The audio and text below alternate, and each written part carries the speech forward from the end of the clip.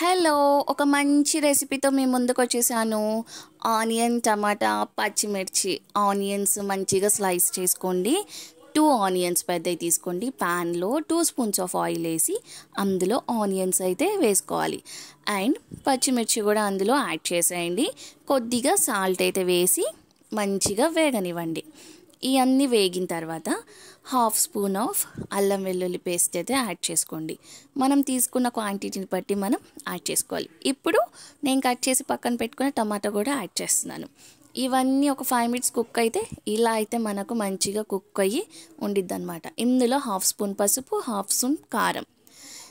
Spice ఎక్కువ తింటే మీ ఇష్టం. ఇదంతా కుక్ అయిన తర్వాత ఒక గ్లాస్ వాటర్ అయితే అందులో మనం యాడ్ చేసుకోవాలి.